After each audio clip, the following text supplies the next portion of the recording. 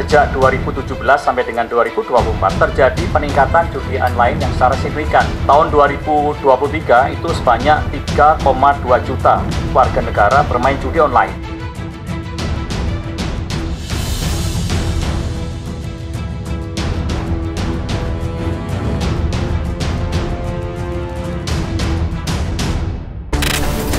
Tidak hanya di Depok, Jawa Barat, pemirsa, tetapi kepolisian ini juga menggerebek salah satu markas judi online yang terletak di Riau, di mana terdapat 33 operator yang kemudian ini diamankan oleh pihak kepolisian. Markas tersebut ini beroperasi sejak tahun 2022, pemirsa, yang kemudian ini memperoleh omset sebesar 18 miliar rupiah sejak tahun 2022. Di mana pihak kepolisian ini menangkap pelaku di dua lokasi berbeda. Yang pertama ini visual yang Anda saksikan adalah di salah satu hotel di Jalan Kakap, Riau. Kemudian untuk yang lokasi kedua ini adalah di kantor Sukajadi, di mana total secara keseluruhan terdapat 33 operator judi online yang kemudian diamankan oleh pihak kepolisian. Dan mereka ini bertugas untuk membuat dan menjual ID slot sebanyak 1.000 akun per minggu. Kami juga akan mewawancarai satu korban atau satu mantan pelaku judi online lagi yang dimana ia sudah habis-habisan, sudah kehabisan aset untuk kemudian ini dikerahkan semuanya dalam deposit judi online. Kita temukan faktanya. Sudah bersama saya sekarang Mas Erlangga Bayu yang merupakan mantan pelaku judi online sekaligus korban. Mas Bayu? Mungkin bisa dibilang gitu. Oke, Mas Bayu terima kasih waktunya. Oke. Mau menyediakan waktu untuk fakta. Saya penasaran sebenarnya, yang pertama sebelum kita berbincang mengenai kronologi ya pastinya, apa sih yang kemudian ini menarik ya orang yang awam tadinya apa sih itu judi online gitu ya sampai pada akhirnya mau nyoba gitu, terlepas dari masalah uang. Terlepas dari masalah uang. Ya artinya gini, kita dalam kondisi tidak kesulitan uang juga sebenarnya, karena banyak juga kan bukan masalah kesulitan uang, tapi ternyata masih ada spare money, tapi coba-coba misalnya atau ada niatan lainnya gitu. Kalau menurut saya sih yang dibilang barusan itu agak keliru, karena kalau yang main judi online justru orang yang ada uang gitu kan, yang nggak mungkin akan ada masalah gitu. Karena yang bermasalah kan saat dia udah uangnya cuman segitu-gitunya, ya terus dia kalah, kayak uang dapurnya lah gitu kan. Nah itu akhirnya kan yang jadi masalah. Fenomenanya kan kayak gitu kan akhirnya. Kalau Mas Bayu sendiri, ini memang pada saat itu ekonomi lagi turun, bener-bener lagi nggak ada uang ibaratnya ya, atau pengen nambah aja sebenarnya penghasilannya pengen nambah, jadi ya udah coba judi online karena diajak atau apa? Kalau saya saat itu saat pertama kali terjun coba-coba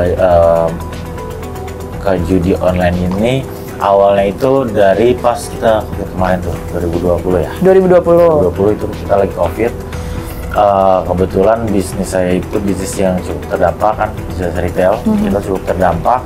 Nah saya tuh nggak mau nambah atau menambahkan atau gimana saat itu, cuma mau mempertahankan aja apa yang biasa saya dapat gitu. Misalnya kita biasa dapat, misalnya saya 100 juta gitu. Nah pengennya 100 juta lagi seperti biasa gitu. Balik lagi. Nah tapi kondisi itu kan saat itu nggak memungkinkan dong. Jadinya kita benar-benar tergerus sampai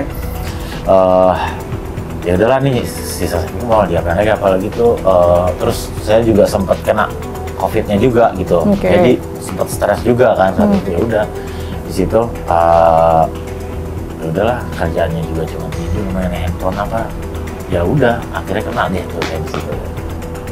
Dan itu kan juga nggak langsung menang, nggak selalu menang juga. Ketika kalah Mas Bayu, sempat kepikiran nggak sih ini gue bisa bangkrut nih kalau misalnya kayak gini terus, atau nanti akan rugi atau kehilangan uang lebih banyak lagi dan akhirnya stop gitu? Apa yang kemudian ini setelah kalah harus main lagi?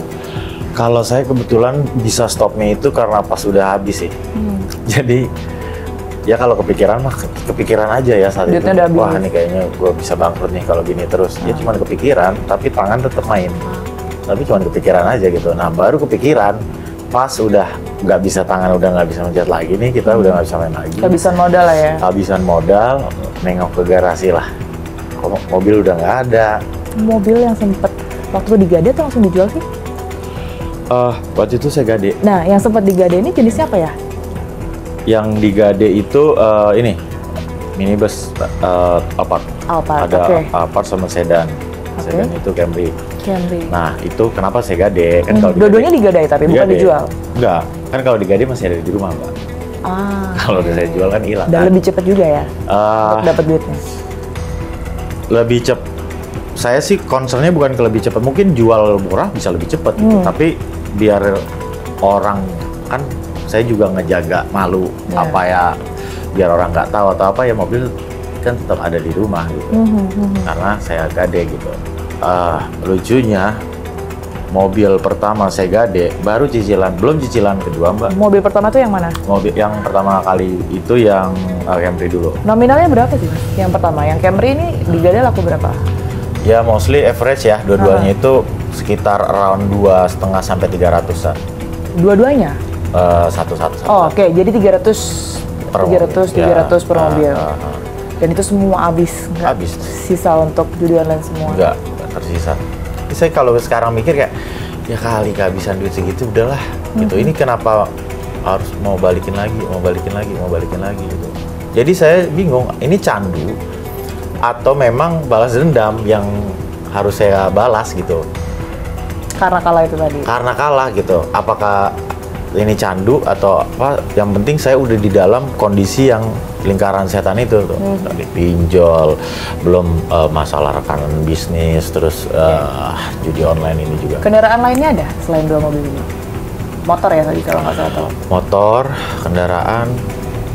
Sisanya yang gede sih duit cash sih, Mbak, sebetulnya. Kalau motor kan kendaraan cuma segitu aja kan. Motornya jenis apa? Nggak nyampe 1 M kan itu.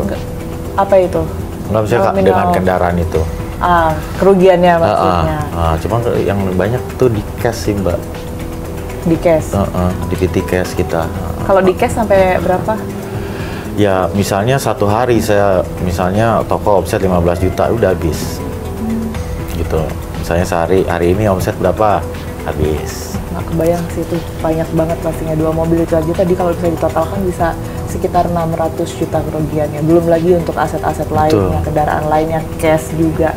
Berapa totalnya kerugiannya selama kurang lebih 2 tahun itu, Mas? Kalau saya hitungan kotornya itu mungkin bisa around 3 kali ya, sekitar 1.000, 2.000, ya 3 M-an lah ya.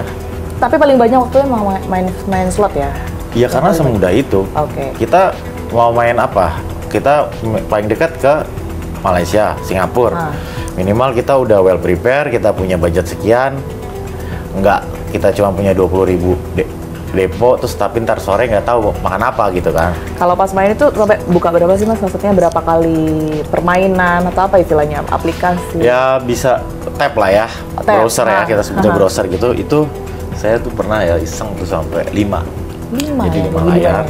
Jadi kan kayak basicnya itu saya kan trading ya, trader juga. Jadi ada layar nih banyak nih. Iseng aja satu game yang ini, layar ini game yang ini, layar ini game yang ini. Hancur semua, nggak ada yang menang. Nggak ada yang menang, satupun? Satupun. Pada rata nih, oke masuk ya. Misalnya 5 website nih, 1 juta, nggak ada yang menang. Kalau kangen mah ada aja, Mbak, gitu. Kalau kangen gitu. Apalagi sekarang. Apa yang dikangenin kalau kalah juga kan? Kita kan pasti ingetnya ini udah ngabisin duit, ngabisin aset semuanya. Apa yang dirasain gitu sampai akhirnya penasaran nyoba lagi? Entah kenapa, mungkin teman-teman yang nonton juga mungkin sama ya kayak saya. Saat ada experience dia nggak mungkin ke-recall yang jeleknya sih. Pasti dia mikirnya yang bagus-bagus aja. Apalagi kayak penjudi munafik kan, kalah gue anjir, gue berhenti deh. Baru dapat 200.000 aja udah ngedon hatinya, langsung depo lagi. Kan kayak gitu. Jadi emang tuh kangen-kangenan, tapi ya kita kontrol diri aja sih gitu. Nanti gimana itu pelan-pelan pasti akan hilang kok. Pelan-pelan lo akan tahu kayak ini nggak berguna.